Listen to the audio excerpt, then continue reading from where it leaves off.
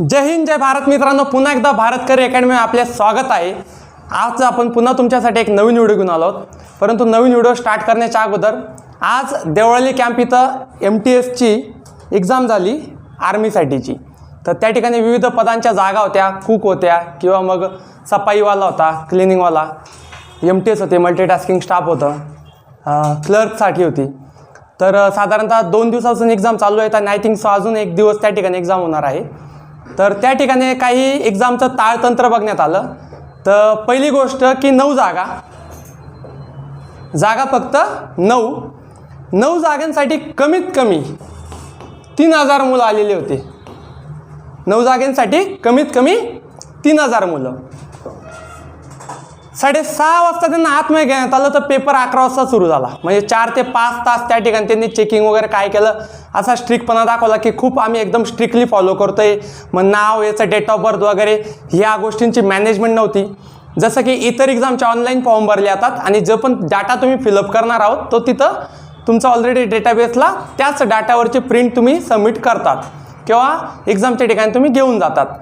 तर MTSचा जो फॉर्म होता तो ऑफलाईन होता आणि ऑफलाईन विद्यार्थ्यांनी फॉर्म भरल्यामुळे नंतर त्यांनी त्या ठिकाणी चेक केला। म्हणजे विद्यार्थी सकाळी 5 वाजता ग्राउंडला पोहोचतो, तिथून 6 वाजता 6:15 वाजता तो आतमध्ये जातो। मग 5 ते 6 तास ते फक्त डॉक्युमेंट वगैरे चेक करणं ही प्रोसिजर राबवतात। वरून सांगतात पण की आम्ही एकदम स्ट्रिक्टली प्रोसिजर घेतोय। कोणी पैसे देण्याचा प्रयत्न करत असेल, तुम्हाला सांगत असेल की पैसे देऊन काम होतंय, तर त्याच्यावर विश्वास ठेवू नका हे पण सांगतात। आणि पेपर कसा होतो, तर पेपरला फक्त आन्सर शीट वगैरे नसते, फक्त पेपर असतो आणि पेपरवर प्रश्न असणार आहे की दुनिया में सबसे ज़्यादा कपास का उत्पादन करने वाला देश कौन सा है। तर तुम्हाला फक्त त्याच्यावर काय करायचे, टिक मार्क करायची। अशा प्रकारचा पेपर त्या ठिकाणी घेण्यात येतोय। 4थीचा स्कॉलरशिपचा पेपर सुद्धा बरा घेण्यात येतो, याच्यापेक्षा लो क्वालिटीचा पेपर हा घेण्यात आलेला आहे। आणि अजून असंही सांगण्यात आलं, आता याच्यामध्ये अजून एक तर चेक करा, आदल्या दिवशी जे मुलांनी पेपर दिला होता त्यांना एक इन्स्ट्रक्शन देण्यात आली होती की ज्या आन्सरवर तुम्ही टिक करतायत, जर तुम्हाला असं वाटतंय की हे उत्तर चुकीचं आहे तर तुम्ही काय करायचं, त्याला गोल करायचं आणि तुम्ही तुमचं उत्तर बदलू सुद्धा शकतात। हे पहिल्या दिवशी सांगण्यात आलं, ह्या इन्स्ट्रक्शन आज नाही देण्यात आल्या। म्हणजे होणार काय की समजा एखाद्या विद्यार्थ्यांनी कोरा पेपर सबमिट करून दिला आणि त्याने जर सेटिंग केली असेल तर फॉर्म चेक करणारा किंवा पेपर चेक करणारा त्याचे सगळे राईट आन्सर त्या ठिकाणी टिक करून देऊ शकतो। किंवा एखाद्या विद्यार्थ्याने हे आन्सर दिलेलं आहे, पाकिस्तानचं आन्सर दिलेलं आहे, किंवा एखाद्या विद्यार्थ्याने भारत आन्सर दिलेलं आहे आणि त्याचं मेरिट त्यांना कमी करायचं आहे, तर तिथं चेक करणाऱ्याने गोल करून असं जरी करून दिलं तर तुम्हाला काय कळतंय की इथं मार्क घटवण्यात येत आहेत किंवा एखाद्याचे मार्क वाढवण्यात येत आहेत। तर एवढा मोठा फंड आर्मीला जात असतो, तर एक प्रॉपर पद्धतीची एक्झाम तिथं घेतली पाहिजे। नाहीतर काय की 9 जागांसाठी 3000 पोरं गर्दी करतात, त्यांचा तळतळा होतो, एवढं भाडतोडं खर्चून लांबून मुलं येतात आणि पूर्ण फ्रॉड पद्धतीने ही भरती घेण्यात येते। पूर्ण फ्रॉड पद्धतीने 2-2, 3-3, 4-4 लाखाची सेटिंग लागते आणि मुलांचं स्ट्रगल बघा किती, की मुलं किती महिने 6-6 महिने अगोदरपासून अभ्यास करत असतात।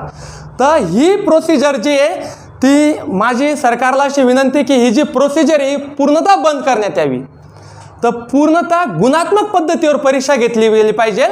ही जी आहे एक बेसिक पद्धत आहे। एखाद्या अकॅडमीमध्ये सुद्धा अशी पद्धत घ्यायचं, एक साधारणतः एक कागद तर खर्च करू शकतात आन्सरकीसाठी, त्याचे कार्बन कॉपी देऊ शकतात, प्लस हा पेपरही बाहेर देण्यात येत नाही, पेपर सुद्धा बाहेर देण्यात येत नाही। म्हणजे विद्यार्थ्याला कळणारच नाही की माझा मेरिटमध्ये नंबर आलाय का नाही आलेला आहे। नो ऑब्जेक्शन, पेपर कशा पद्धतीने घेतला गेला याच्यावर तुम्ही ऑब्जेक्शनच घेऊ शकत नाही। तर ही संपूर्ण पद्धत चुकीची आहे। मी शासनाला विनंती करतो, एक तर ओपनली जाहीर करा की 3-3 लाखात जागा भरण्यात येत आहेत, एक तर प्रामाणिकपणे भरती घ्या। तर खूप जास्त बोलणं नाही करता आपण आजच्या व्हिडिओला स्टार्ट करत आहोत। तर आजचा व्हिडिओ जो आहे तो आपण घेणार आहोत करंट अफेअरवर। लास्ट 26 तारखेची जी करंट अफेअर होती त्याच्यावर आपण हा आजचा व्हिडिओ घेणार आहोत।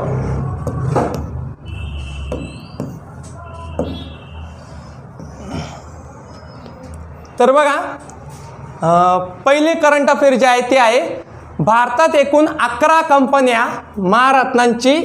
कंपन्यांना महारत्नांची मंजुरी मिळालेली आहे। तुमच्या माहितीसाठी सांगतो की कंपन्यांना ज्या प्रमुख मोठ्या कंपन्या असतात त्यांना 3 गटात विभागण्यात येतात। तर त्याच्यात जो सगळ्यात वरचा गट असतो तो आहे महारत्न. तर ते जे 3 गट असतात ते 3 गट म्हणजे पहिला गट असतो महारत्न, दुसरा गट असतो नवरत्न, नवरत्न तेल नाही आहे, आणि तिसरा गट असतो मिनीरत्न. तर 3 गटांमध्ये कंपन्यांना विभाजण्यात येतं, जे विभाजन PSUद्वारे करण्यात आलेलं असतं, PSUद्वारे. तर सध्या अगोदर ज्या महारत्न ज्या कंपन्या होत्या त्या टोटल 10 कंपन्या होत्या, परंतु 12 ऑक्टोबर 2021ला एक कंपनी वाढवून झाली. सध्या ज्या कंपन्या आहेत महारत्नाच्या कॅटेगरीमध्ये त्या टोटल 11 कंपन्या आहेत. तर या ठिकाणी तुम्हाला त्या ज्या 11 कंपन्यांची जी यादी आहे ती आपण या ठिकाणी देत आहोत. शक्यतो विचारणार नाही की कोणत्या कंपन्या महारत्न आहे, परंतु तरी एक माहिती म्हणून त्या ठिकाणी लक्षात असू द्यावी. तर जी महारत्नाच्या कॅटेगरीमध्ये जी कंपनी येते आहे, पहिली कंपनी जी आहे ते भारत हेवी इलेक्ट्रिकल्स लिमिटेड म्हणजे भेल. दुसरी आहे Bharat petroleum corporation limited BPCL. तिसरी आहे कोल इंडिया लिमिटेड CIL. चौथी आहे gas authority of India limited म्हणजे गेल. पाचवी आहे Hindustan petroleum corporation limited HPCL. त्याच्यानंतर आहे Indian oil corporation limited IOCL. त्याच्यानंतर आहे national thermal power corporation NTPC. त्यानंतर अजून आहेत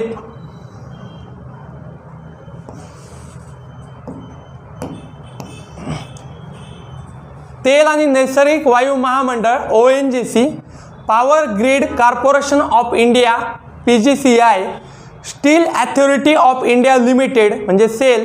या आतापर्यंतच्या 10 महारत्न कंपन्या होत्या, परंतु त्याच्यामध्ये साधारणतः एक एक्स्ट्रा ॲड झालेली कंपनी जी आहे ते आहे पॉवर फायनान्स कॉर्पोरेशन PFC. ही जी कंपनी जी महारत्नाचा जिला दर्जा भेटला तो 12 ऑक्टोबर 2021ला दर्जा देण्यात आलेला आहे. तर याच्यावर प्रश्न विचारला जाऊ शकतो की सर्वात शेवटची जी महारत्न प्राप्त झालेली जी कंपनी आहे ती कोणती आहे. तर सर्वात शेवटची कोणती आहे, पॉवर फायनान्स कॉर्पोरेशन. कधी मिळाला दर्जा, 12 ऑक्टोबर 2021ला. तर याच्याबद्दल अजून आपण थोडी एक्स्ट्रा माहिती आपण या ठिकाणी बघणार आहोत.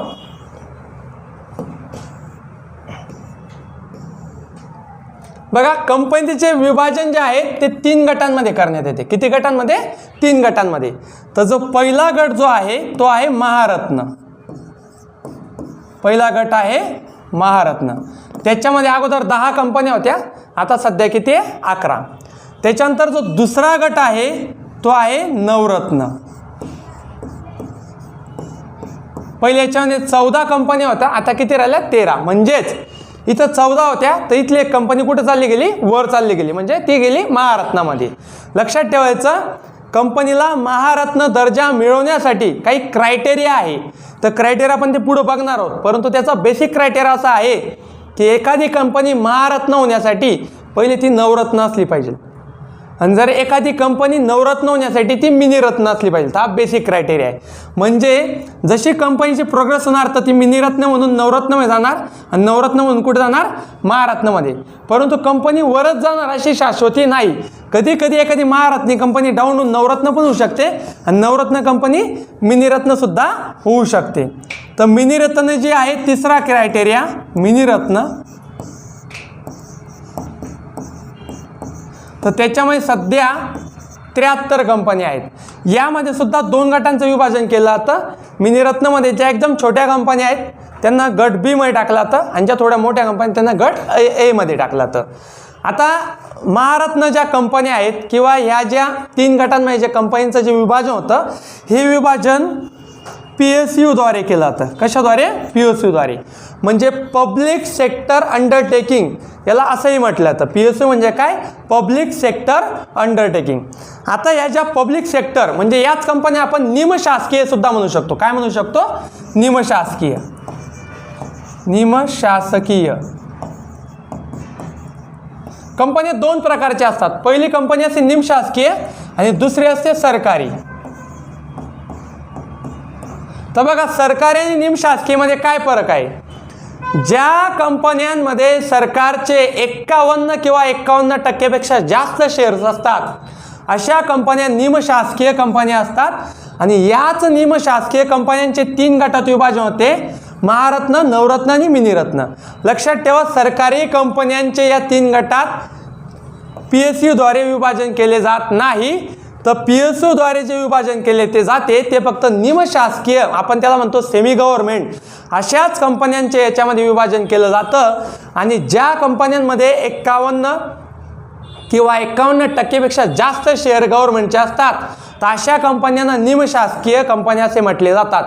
आणि ज्या कंपन्या संपूर्ण सरकारच्या अखत्यारीत्या किंवा सरकारच्या अंडरमध्ये चालवतात त्या कंपन्यांना सरकारी कंपन्या असं म्हटलं जातं. तर निमशासकीय कंपन्यांचे 3 गटांमध्ये आपण या ठिकाणी विभाजन बघितले. तर त्याच्याबद्दल अजून आपण पुढची माहिती बघूया. बघा, कोणत्या आधारावर कंपनीला महारत्नाचा दर्जा प्राप्त होतो आपण ते बघणार आहोत की कोणत्या असे कंडिशन्स आहेत की ज्या कंडिशन्सद्वारे एखाद्या कंपनीला महारत्नाचा काय होणार, दर्जा प्राप्त होणार. तर त्या कंडिशन्स आपण या ठिकाणी दिलेले आहे बघा. तर पहिली कंडिशन आहे बघा, काय आहे की महारत्न होण्यासाठी ती अगोदरपासूनच नवरत्न असली पाहिजे. अगोदरपासून काय असली पाहिजे, नवरत्न असली पाहिजे. आणि एखादी कंपनी नवरत्न होण्यासाठी त्या अगोदरपासून काय असली पाहिजे, मिनिरत्न असली पाहिजे. दुसरा क्रायटेरिया आहे, सेबीच्या नियमानुसार ती स्टॉक मार्केटमध्ये असली पाहिजे. तुम्ही एखादी ब्रोकरेज ॲपला बघतात बघा, जसं तुमचं ग्रो ॲप आहे किंवा अपस्टॉक्स आहे, तर त्यावर तुम्ही ते स्टॉक्स बघत असतात, शेअर मार्केटमध्ये बघत असतात. तर त्या कंपनीचे शेअर्स किंवा स्टॉक असले पाहिजे सेबीच्या नियमानुसार. नंतर तिसरा क्रायटेरिया महारत्न होण्यासाठी दिलेला आहे की मागच्या 3 वर्षापासून कंपनीचा व्यापार 25,000 करोडपेक्षा अधिक असला पाहिजे. कधी एखादी कंपनीचं स्टेटस बघण्यासाठी तिचं मागच्या 3 वर्षाचं ऑडिट करून तिच्या मागच्या 3 वर्षाची अवस्था काय तर त्याच्यावर फोकस केला जातं. तर इथं काय सांगितलं आहे की एखादी कंपनी महारत्न होण्यासाठी मागच्या 3 वर्षामध्ये तिचा जो व्यापार आहे तो 25,000 करोडपेक्षा काय असला पाहिजे, जास्त असला पाहिजे. चौथा क्रायटेरिया ठिकाणी टाकण्यात आलेला आहे की मागच्या 3 वर्षाचा कर भरल्यानंतर सरकारी नफा जो आहे तो 5,000 करोडपेक्षा काय असला पाहिजे, जास्त असला पाहिजे. म्हणजे जेव्हा मागच्या 3 वर्षामध्ये जो टॅक्स पेड केला आहे, इन्कम टॅक्स जो IT जो भरलेला आहे, तर तो IT मध्ये जो नफा जो आपण दाखवतो आहे सरकारी नफा, तर सरकारी नफा किती असला पाहिजे, 5,000 करोडपेक्षा जास्त असला पाहिजे. हा सरासरी सांगितला आहे बघा. समजा एखाद्या वर्षाला 4,000 करोड होता, म्हणजे 5,000 पेक्षा काय झाला, कमी झाला. पण त्याच्या पुढच्या वर्षाला 6,000 करोड होऊन गेला, तर ॲव्हरेज बरोबर होऊन गेला. तर प्रत्येक वर्षाला किंवा सरासरी 3 वर्षामध्ये 5,000 करोड एवढा काय असला पाहिजे, नफा असला पाहिजे. पुढचा क्रायटेरिया सांगितला आहे बघा, कंपनीच्या मागच्या 3 वर्षात सरासरी संपत्ती 15,000 करोडपेक्षा जास्त किंवा 15,000 करोड एवढी असली पाहिजे. बघा, जर नफा 5,000 करोड आहे एका वर्षाला, तर 3 वर्षात किती होतो, 15,000 करोड. तर कंपनीची प्रॉपर्टी किंवा संपत्ती किती असली पाहिजे, 15,000 करोड. तर या क्रायटेरियाद्वारे जी कंपनी या सगळे क्रायटेरिया फॉलो करत असेल किंवा ज्या कंपनीचा एवढं उत्पन्न असेल तर अशा कंपन्यांना महारत्नाचा दर्जा प्राप्त झालेला असतो. तर अशा पद्धतीने क्रायटेरिया होते की एखादी कंपनी महारत्न होण्यासाठी सेम त्याच पद्धतीचे क्रायटेरिया नवरत्न होण्यासाठी आणि मिनिरत्न होण्यासाठी सुद्धा लावण्यात आलेले, परंतु आपण एवढं डिटेलमध्ये जाणार नाही आहोत. आता या ठिकाणी आपण थोडं बघणार आहोत की PSU काय आहे. PSU तर PSU म्हणजे public sector undertaking. Public sector undertaking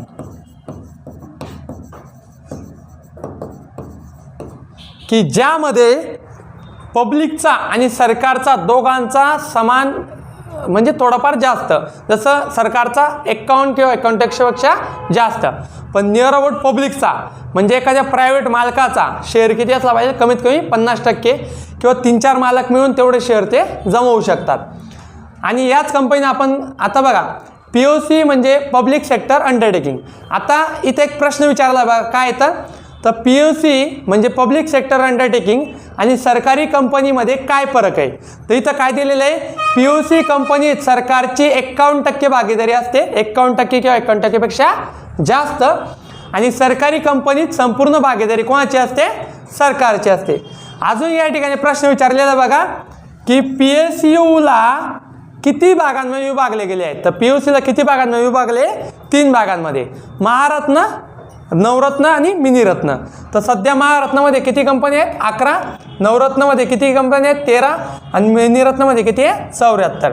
तर ही जी 11वी कंपनी जी ॲड झालेली ती कधी आली, 12 ऑक्टोबर 2021ला ॲड झालेली आहे. आता हे सगळं आपण बघतो जे, तर या ठिकाणी आपण थोडी सेबीची पण माहिती या ठिकाणी आपण बघणार आहोत, कारण की सेबी या कंपन्यांवर लक्ष ठेवत असते. तर बघा सेबीचा फुल फॉर्म काय आहे, सेबीचा फुल फॉर्म आहे securities and the exchange board of India. आणि सेबीचा जो फाउंडेड केलेली किंवा तिची जी स्थापना केली ती कधी केली आहे, 12 एप्रिल 1992ला तिची काय झालेली आहे, स्थापना झालेली आहे. आणि हेडक्वार्टर जे सेबीचं आहे ते हेडक्वार्टर कुठे आहे, ते हेडक्वार्टर मुंबईला आहे. तर सेबीचे बरेच सारे कामं असतात.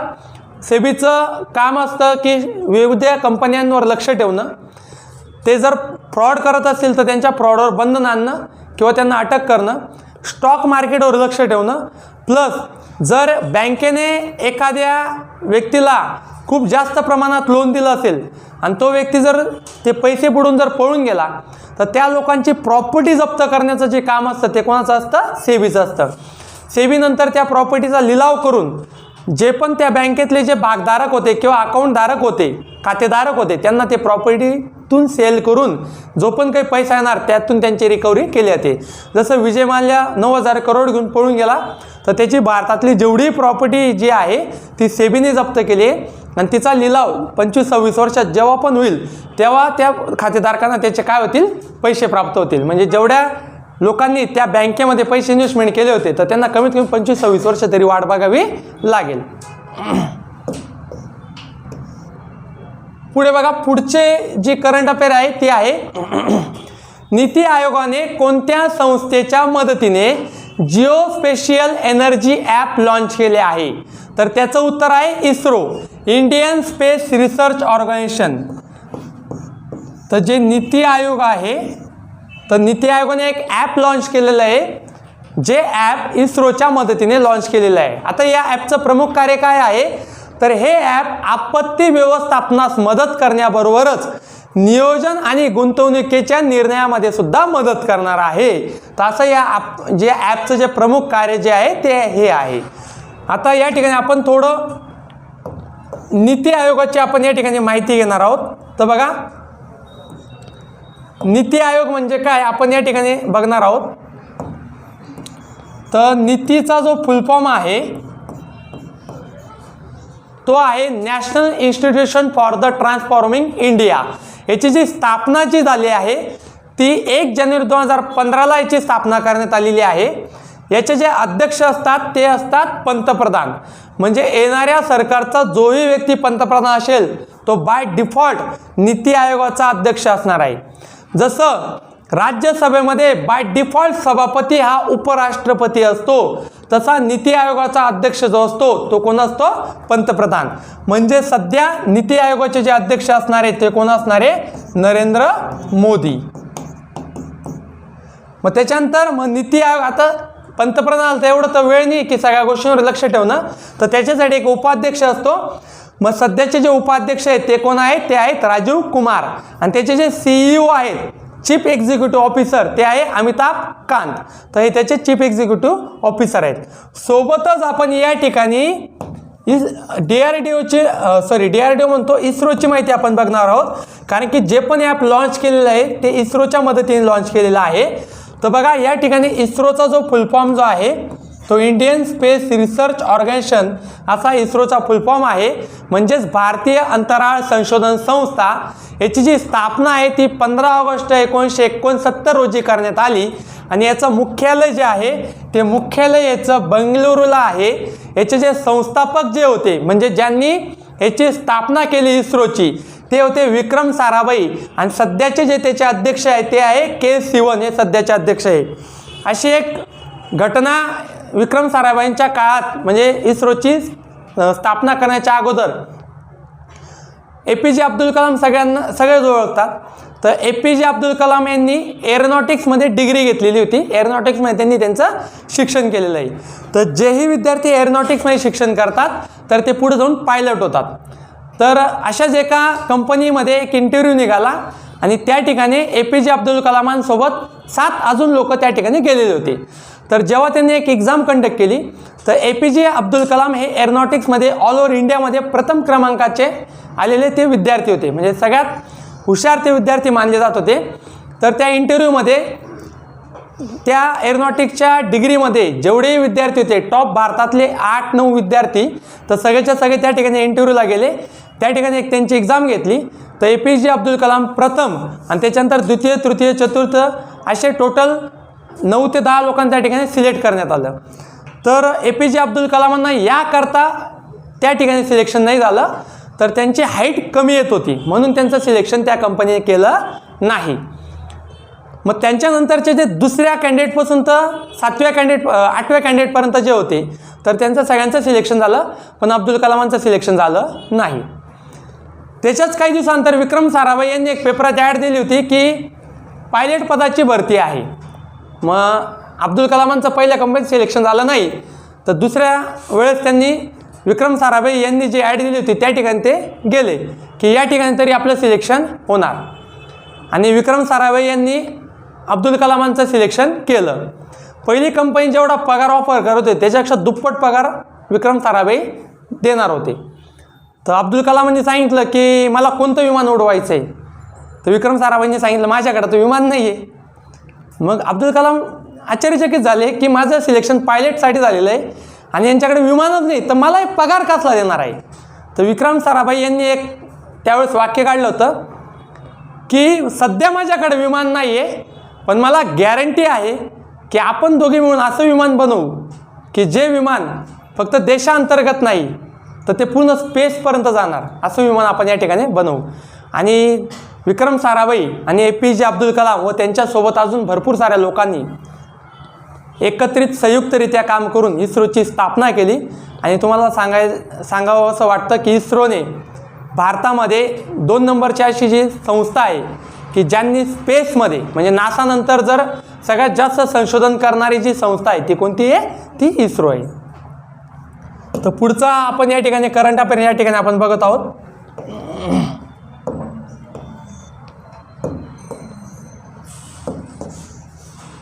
बघा ग्लोबल फूड सुरक्षा म्हणजे GFS निर्देशांक 2021 मध्ये भारत जो आहे तो 113व्या क्रमांकावर आहे. 113 देशांमध्ये जो सर्वे करण्यात आला तर त्याच्यात भारत कितव्या क्रमांकावर आहे 71व्या क्रमांकावर आहे. बघा अनेक प्रकारचे असे सर्वे होत असतात. त्या सर्वेमध्ये देशांचे रँकिंग लागत असतात. तर जो लेटेस्ट जो सर्वे झाला 2021 मध्ये 12 ऑक्टोबर 2021ला सर्वे करण्यात आला. म्हणजे सर्वे अगोदरपासून आला परंतु यादी डिक्लेअर 12 ऑक्टोबर 2021ला आली. तर त्याच्यामध्ये ग्लोबल फूड सुरक्षामध्ये 113 देशांचा सर्वे करण्यात आला. तर त्याच्यामध्ये भारत कितव्या क्रमांकावर आहे 71व्या क्रमांकावर आहे. आणि त्याच्यामध्ये पहिल्या क्रमांकावर जे आहे ते आयर्लंड आहे, दुसऱ्या क्रमांकावर ऑस्ट्रिया आहे, तिसऱ्या क्रमांकावर युनायटेड किंगडम आहे, चौथ्या क्रमांकावर फिनलँड आहे आणि 5व्या क्रमांकावर कोण आहे स्वित्झर्लंड आहे. तर अशा विविध संस्थांद्वारे हा सर्वे करण्यात येत असतो विविध प्रकारचा. तर असे बरेच सर्वे झालेले असतात. तर आपण त्या कंपन्या पण बघूया. त्याच्या मागच्या एका मी तुम्हाला पेपरमध्ये एक प्रश्न पण टाकला होता. त्याच्याने ग्लोबल हंगर इंडेक्स 2021 मध्ये भारताचा जो क्रमांक आहे जागतिक भूकमारी तर त्याच्यामध्ये भारताचा क्रमांक कितवा लागतो 101वा क्रमांक त्या ठिकाणी लागत असतो. अशा विविध प्रकारच्या संस्था सर्वे करत असतात. तर तो सर्वे पण आपण या ठिकाणी बघणार आहोत की कोणत्या कोणत्या संस्था सर्वे करत असतात. बघा 2021 मध्ये वेगवेगळ्या निर्देशांकांमध्ये भारताचा क्रमांक किती ते आपण बघणार आहोत. बघा या ठिकाणी जो पहिला सर्वे जो आहे तो आहे जागतिक अन्न सुरक्षा निर्देशांक. आत्ताच आपण बघितलं तर त्याच्याने भारताचा 71वा क्रमांक लागतो. त्याच्यानंतर ग्लोबल मॅन्युफॅक्चरिंग रिस्क इंडेक्स त्याच्यामुळे भारताचा 2रा क्रमांक लागतो. त्याच्यानंतर ग्लोबल स्टार्टअप इकोसिस्टीम इंडेक्स त्याच्याने भारताचा 20वा क्रमांक लागतो. त्याच्यानंतर जागतिक स्पर्धात्मक निर्देशांक त्याच्यात भारताचा 43वा क्रमांक लागतो. त्याच्यानंतर जागतिक प्रेस स्वातंत्र्य निर्देशांक त्याच्याने भारताचा 142वा क्रमांक लागतो. आणि हेनेल पासपोर्ट निर्देशांक तर त्याच्यामध्ये भारताचा 90वा क्रमांक लागत असतो. तर हे लेटेस्ट झालेले सर्वे आहेत जे की परीक्षेच्या दृष्टिकोनातून महत्त्वाचे विचारले जाऊ शकतात. अजून काही सर्वे आहेत बघा. त्याच्यामध्ये आर्थिक स्वातंत्र्य निर्देशांक त्याच्यामध्ये भारताचा 121वा क्रमांक लागतो. ग्लोबल क्लायमेट रिस्क इंडेक्स त्याच्यामध्ये भारताचा 7वा क्रमांक लागतो. त्याच्यानंतर ग्लोबल हंगर इंडेक्स त्याच्यामध्ये 101वा क्रमांक लागतो. त्याच्यानंतर पुढचा प्रश्न आपण या ठिकाणी बघणार आहोत बघा. तर पुढचा प्रश्न आहे, कोणत्या टेलिकॉम ऑपरेटरने 5G आधारित स्मार्ट सिटी सोल्युशन चाचणीसाठी L&T सोबत हातमिळवणी केली आहे? तुम्हाला माहिती आहे सध्या आपण 4G म्हणजे 4th जनरेशनचं आपण नेट वापरतोय. तर थोड्याच दिवसामध्ये 5G सुद्धा येणार आहे. तर याच्यामध्ये जी VI कंपनी आहे तर वोडाफोन आणि आयडिया दोघे एकत्र मिळून VI कंपनी झालेली आहे. आणि त्यांनी याची चाचणी करण्यासाठी L&T या कंपनीसोबत काय केलेलं आहे, टायअप केलेलं आहे. तर बघा L&T बद्दल थोडी माहिती आपण या ठिकाणी घेऊया. तर L&Tचे जे सध्याचे जे CEO आहेत चीफ एक्झिक्युटिव्ह ऑफिसर ते S.N. सुब्रमण्यम आहेत. त्यांची नियुक्ती जुलै 2017 झाली होती. L&Tचं जे हेडक्वार्टर आहे ते हेडक्वार्टर मुंबईला आहे. आणि ती जी कंपनीची जी स्थापना झाली ती 7 फेब्रुवारी 1938ला मुंबई येथे त्याची स्थापना झाली होती. तर थोडी माहिती आपण वोडाफोन आयडिया कंपनीबद्दल सुद्धा घेऊया की त्यांचं एकत्रीकरण कधी झालं. तर वोडाफोन आयडियाचं जे एकत्रीकरण झालं ते झालं 31 ऑगस्ट 2018ला. आणि सध्याचे जे त्याचे CEO आहेत चीफ एक्झिक्युटिव्ह ऑफिसर ते रवींद्र टक्कर आहेत. आणि जे अध्यक्ष आहेत ते हिमांशू कापनिया. यांचे जे मुख्यालय ते कुठे आहे, गांधीनगरला आहे. पुढचा आपण करंट अफेअर बघत आहोत बघा. शिक्षण, महिला, मुले, युवक आणि खेळ समितीचे अध्यक्ष म्हणून विनय पी सहस्त्रबुद्धे यांची नियुक्ती करण्यात आली. तर हे लक्षात असू ठेवायचं नाव विनय पी सहस्त्रबुद्धे यांची नियुक्ती कुठे झाली आहे, शिक्षण, महिला, मुले, युवक आणि खेळ समितीचे अध्यक्ष यांची काय करण्यात आली आहे, नियुक्ती करण्यात आली. त्याच्या पुढे आपण बघणार आहोत बघा. कोणत्या देशाने आंतरराष्ट्रीय महिला बॅडमिंटन स्पर्धा उबेर कप 2021 जिंकली आहे? म्हणजे कोणत्या देशाने? तर या ठिकाणी बघा 2 कप आहे. पहिला कप जो आहे तो आहे उबेर कप 2020 आणि एक आहे थॉमस कप. तर एक गोष्ट लक्षात असू द्यायची, हा जो उबेर कप जो आहे तो महिलांसाठी असतो. कोणासाठी असतो? महिलांसाठी. आणि जो थॉमस कप असतो हा कोणासाठी असतो? हा पुरुषांसाठी असतो. दोघी कप जे ते बॅडमिंटन या खेळासाठी दिले जातात. परंतु या ठिकाणी जो पारितोषिक जो आहे, जो कप आहे तो एका विशिष्ट व्यक्तीला दिला जात नाही. तर या ठिकाणी रँकिंग त्या देशाच्या सर्व खेळाडूंनी कशी कामगिरी केली आहे तर सगळ्यांचे गुण एकत्रित करून तो कप त्या देशाला दिला जातो. तर या ठिकाणी उबेर कप कोणत्या महिलेला मिळाला आहे असा प्रश्न येणार नाही. तर उबेर कप कोणत्या देशाला मिळाला आहे असा प्रश्न विचारला जाईल. कारण की या ठिकाणी संयुक्तरित्या कामगिरी बघितली जाते, इंडिव्हिज्युअल कामगिरी बघितली जात नाही. तर याच्यात 2 गोष्टी महत्त्वाच्या आहेत. तर पहिली गोष्ट म्हणजे उबेर कप हा महिलांच्या कामगिरीसाठी दिला जातो बॅडमिंटनमध्ये. आणि जो थॉमस कप आहे हा पुरुषांच्या कामगिरीसाठी दिला जातो. 1956-57 मध्ये उबेर कपची सुरुवात झाली होती. त्यावेळेस पुरुषांना हा कप देण्यात येत नव्हता. परंतु त्याच्यानंतर 1984 नंतर हा कप पुरुषांसाठी सुद्धा देण्यात आला आहे. पहिले जो उबेर कप जो आहे तो दर 3 वर्षांनी व्हायचा. परंतु जेव्हा पुरुषांसाठी पण देण्यात आला तर याची संयुक्तरित्या हा कप देण्यात आला. तर आता दर 2 वर्षांनी याची काय होत असते, स्पर्धा होत असते. तर सध्याचा जो उबेर कप जो दिला आहे तो कोणाला दिला आहे, तो चीनला दिलेला आहे. कोणाला? चीन या देशाला. उबेर कपमध्ये सगळ्यात जास्त उत्कृष्ट कामगिरी करणारा देश जो तो चीन आहे. एकूण 15 वेळेस हा उबेर कप त्यांना मिळालेला आहे. सध्या फायनलमध्ये त्यांच्या टक्करला जो होता तो होता जापान होता. कोणता देश होता? जापान. जापानला आतापर्यंत उबेर कप 6 वेळेस मिळालेला आहे. म्हणजे ओव्हरऑल वर्ल्ड रँकिंगमध्ये टोटल 16 देश यामध्ये भाग घेत असतात. किती देश? 16 देश. आणि या 16 देशांच्या रँकिंगमध्ये 1956-57 पासून आतापर्यंत जर बघितलं तर सगळ्यात टॉपला जो जास्त वेळेस मिळालेला जो कप आहे तो चीन या देशाला आहे आणि 2 नंबर कोणाला आहे, जापानला आहे. तर अजून थोडी आपण याच्याबद्दल अधिक माहिती या ठिकाणी बघूया. पुढचा प्रश्न होता, अंतराळात चित्रित होणारा जगातील पहिला चित्रपट कोणता आहे. तर अंतराळात चित्रित होणारा जगातील पहिला चित्रपट जो आहे तो द चॅलेंज आहे. त्याचा पुढचा प्रश्न आहे बघा, अंतराळात जाणारे आतापर्यंतचे सर्वात वयस्कर व्यक्ती कोण आहे. तर अंतराळात जाणारे आतापर्यंत सगळ्यात वयस्कर व्यक्ती जे आहेत ते विलियम शेटनर आहेत. त्याच्यानंतर पुढचा प्रश्न बघा, परत त्या कपशी रिलेटेड पुढचा प्रश्न आलेला आहे. तर कोणत्या देशाने आंतरराष्ट्रीय थॉमस कप 2020 पुरुष गट, बघा उबेर कप जो आहे तो कोणासाठी, महिलांसाठी, आणि थॉमस कप 2020 हा कोणासाठी भेटला आहे, पुरुष गटासाठी. परंतु तो कोणत्या देशाने मिळवला आहे, तो मिळवला आहे इंडोनेशियाने. कोणी, इंडोनेशियाने. त्याच्यावर प्रश्न विचारण्याची संभावना आहे. बघा या ठिकाणी मी थोडी माहिती, वाढीव माहिती या ठिकाणी दिली आहे बघा. उबेर कप म्हणजेच world team championship for the women, आणि हा जो उबेर कप जो दिला तो एक ब्रिटिश वुमन जी होती जिने बॅडमिंटनमध्ये एक चांगली उत्कृष्ट कामगिरी केली होती. ती एक शेतकरी महिला होती आणि तिचं नाव होतं बीटी उबेर म्हणून. तर तिच्याच याच्यावरून हा उबेर कप दिला होतो. त्याची जी सुरुवात जी आहे 1957ला करण्यात आली होती आणि याच्यामध्ये एकूण 16 संघ याच्यामध्ये काय करत असतात, भाग घेत असतात. किती संघ, 16 संघ. याच्यामध्ये भारताचा सुद्धा समावेश आहे. परंतु 2020 मध्ये भारताची उबेर कप आणि थॉमस कपमध्ये कामगिरी चांगली नसल्यामुळे पहिल्याच फेजमध्ये भारत काय निघाला, बाहेर निघालेला आहे. आता बघा, चतुर्भुज म्हणजे क्वाड्रिलॅटरल इकॉनॉमिक फोरम यावर प्रश्न विचारला जाऊ शकतो. तर प्रश्न कसा विचारला जाऊ शकतो की चतुर्भुज आर्थिक मंच म्हणजे क्वाड्रिलॅटरल इकॉनॉमिक फोरममध्ये कोणत्या देशांचा समावेश करण्यात आला आहे. तर त्याच्यामध्ये UAE आहे म्हणजे संयुक्त राष्ट्र अमिराती आहे, त्याच्यानंतर US आहे, युनायटेड स्टेट आहे, त्याच्यानंतर इंडिया आहे आणि नंतर इस्रायल आहे. तर 4 देशांनी एकत्र येऊन एक क्वाड्रिलॅटरल इकॉनॉमिक फोरम तयार केलेला आहे, ज्याचा मूळ उद्देश कोणत्या विषयांच्यामध्ये कामगिरी करण्याचा आहे.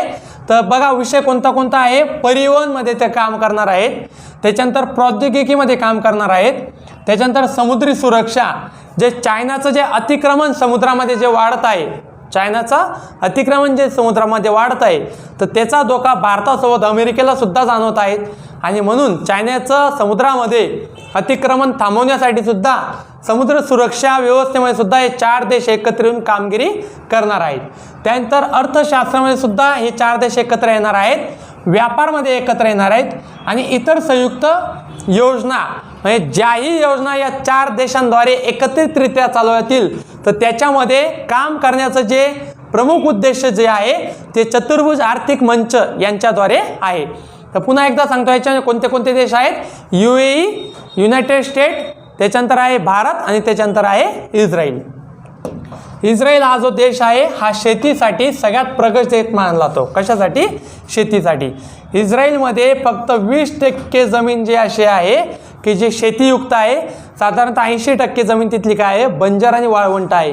तरीसुद्धा 20% जमिनीवर ते एवढी प्रगत शेती करतात तर जगातला सगळ्यात प्रगत शेतीमध्ये कृषीमध्ये सगळ्यात प्रगत देश जो तो कोण मानला तर तो इस्रायलला मानला जातो. त्याच्यानंतर हम्फ्रे सामुद्रधुनी खाडी पुलाचे उद्घाटन अमित शाह यांनी केले आहे. हे जी सामुद्रधुनी जी आहे ती कुठे आहे, अंदमान निकोबार या ठिकाणी आहे आणि अंदमान निकोबारची जी राजधानी आहे ती कोणती आहे, पोर्ट ब्लेअर. त्याच्यानंतर पुढचा प्रश्न जो आहे बघा, माउंट हेरिएट या बेटाचे नाव बदलून माउंट मणिपूर हे ठेवण्यात आले. तर बघा हा पण प्रश्न विचारला जाऊ शकतो की माउंट हेरिएट या बेटाचे काय नाव बदलण्यात आले, तर काय आहे, माउंट मणिपूर. आणि जे माउंट हेरिएट जे बेट आहे ते कुठं आहे, ते बेट आहे अंदमान निकोबारमध्ये आहे. ते बेट कुठं आहे, अंदमान निकोबारमध्ये. लक्षात असू द्या, अंदमान निकोबार हा जो बेटांचा समूह जो आहे त्या ठिकाणी एकूण 572 बेटं आहेत. किती बेटं आहेत, 572. याच्यापैकी फक्त आपण 2च बेटांचे नाव आपल्याला लक्षात असतात, एक अंदमान आणि एक निकोबार. बाकीचे बेटं आपल्याला माहिती नाही. तर छोटे छोटे खूप असे सारे 572 बेटे आहेत की ज्यांचं पालकत्व भारताने स्वीकारलेलं आहे. जो इंदिरा पॉईंट, जो भारताचा अति दक्षिणेकडील जो पॉईंट आहे इंदिरा पॉईंट, जसं आपण जर म्हटलं की भारताच्या उत्तर दक्षिण लांबीमध्ये सगळ्यात टोकाचं टोक जो आहे तो कोणता आहे, कन्याकुमारी. परंतु जर भारताचे अतिदक्षिणेकडील टोक जर म्हटलं तर ते समुद्रामध्ये अंदमान निकोबारचे जे 572 बेटं जे आहेत तर त्याच्यातलं एक जे बेट आहे तिथं कोणतं आहे, इंदिरा पॉईंट, अतिदक्षिणेकडील टोक. म्हणजे ते कन्याकुमारी इथं नसून ते कुठं आहे, अंदमान निकोबारच्या 572 बेटांच्या समूहामधलं ते काय आहे, बेट आहे किंवा एक ठिकाण आहे.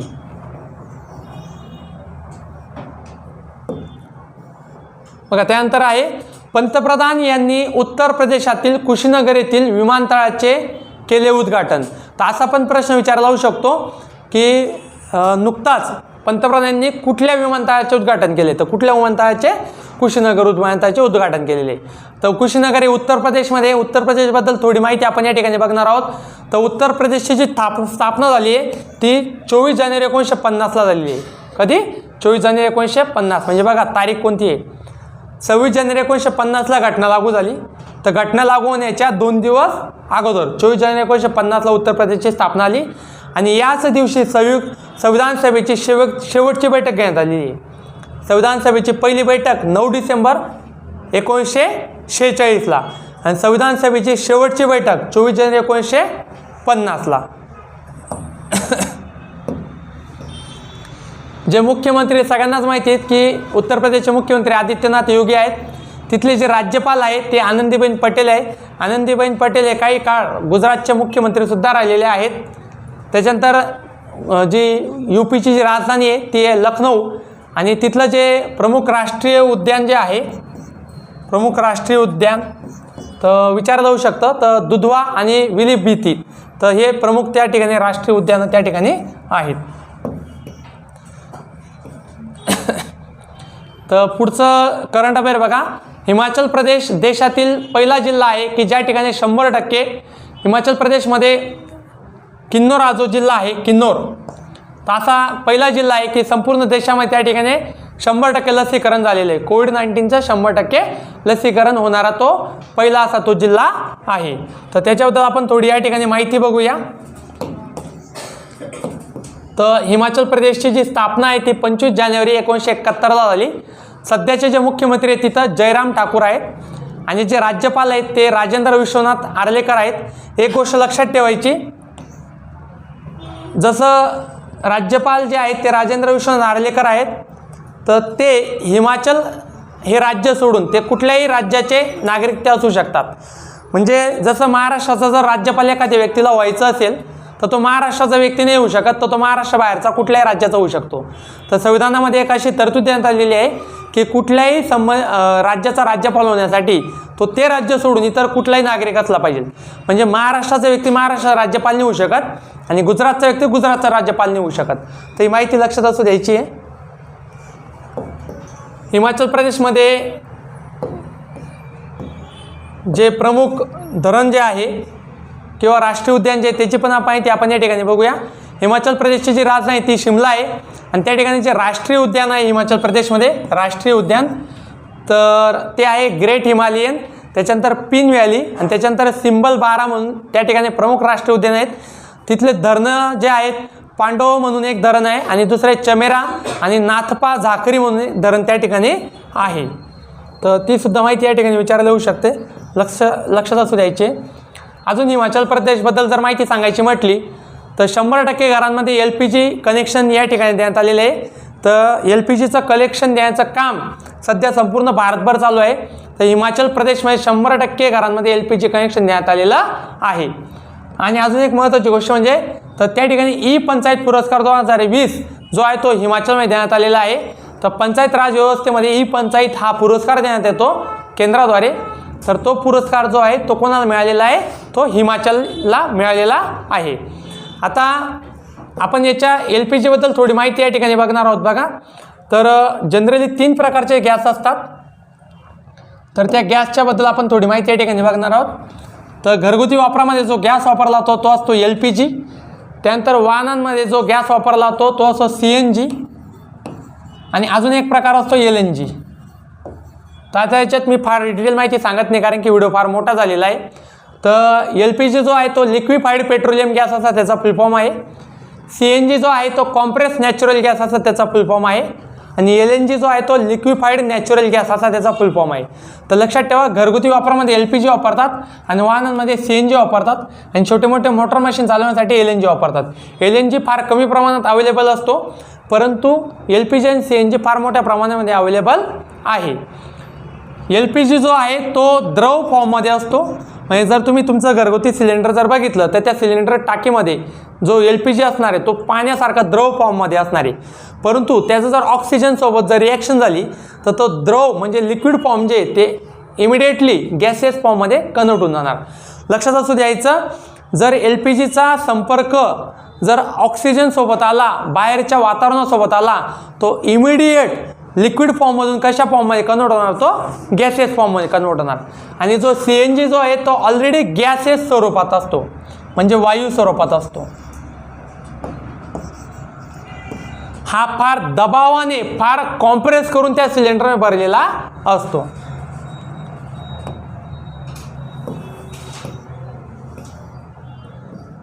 तर काही प्रश्न तुमच्यासाठी आहेत. तर मित्रांनो, नक्कीच आम्हाला कमेंट बॉक्समध्ये आज जे आपण या ठिकाणी प्रश्न देत आहोत, आम्ही रोज असे करंट अफेअरवर व्हिडिओ घेऊन आणणार आहोत आणि आजच्या विचारलेल्या प्रश्नाचं उत्तर आम्ही नेक्स्ट उद्याच्या व्हिडिओमध्ये सांगणार आहोत. तर आजचे जे तुमच्यासाठी 3 प्रमुख प्रश्न आहेत, तर 3 प्रमुख प्रश्न आहे बघा.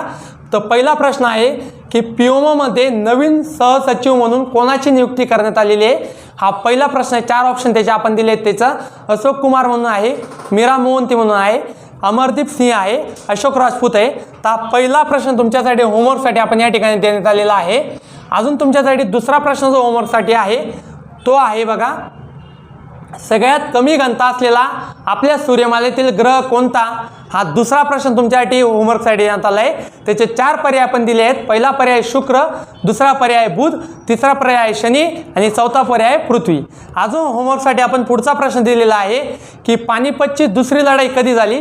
तर त्याचे 4 पर्याय आपण दिले, 1526, 1761, 1556 आणि 1764. आणि चौथा प्रश्न आपण होमवर्कसाठी या ठिकाणी दिलेला आहे, खालीलपैकी सगळ्यात हलका वायू कोणता आहे. तर त्याच्यामध्ये 4 पर्याय दिलेले आहेत. खालीलपैकी सगळ्यात हलका वायू तुम्हाला या ठिकाणी ओळखायचा आहे. पहिला पर्याय दिलेला आहे हेलियम, दुसरा पर्याय जो दिलेला आहे तो आहे नायट्रोजन, तिसरा पर्याय दिला आहे ऑक्सिजन आणि चौथा पर्याय दिलेला आहे कार्बन. तर आजचा व्हिडिओ कसा वाटला तो नक्कीच आम्हाला कमेंट बॉक्समध्ये कळवा. आणि आजचे जे 4 प्रश्न आपण विचारलेले आहेत, तर पहिला प्रश्न होता की PIOMमध्ये सहसचिव म्हणून कोणाची नियुक्ती झालेली आहे. दुसरा प्रश्न आपण या ठिकाणी विचारलेला होता की सर्वात कमी घनता असलेला ग्रह कोणता. तिसरा प्रश्न आपण विचारलेला होता की पानिपतची दुसरी लढाई कधी झाली. आणि चौथा प्रश्न आपण विचारला होता की खालीलपैकी जे 4 पर्याय दिले त्याच्यामध्ये सर्वात हलका वायू कोणता आहे तो तुम्हाला या ठिकाणी कमेंट बॉक्समध्ये कळवायचा आहे. ज्यांचे उत्तरं योग्य असणारे त्यांचे नाव आम्ही पुढच्या व्हिडिओमध्ये आम्ही घेणार आहोत. तर मित्रांनो, आजचा व्हिडिओ कसा वाटला. जय हिंद, जय भारत.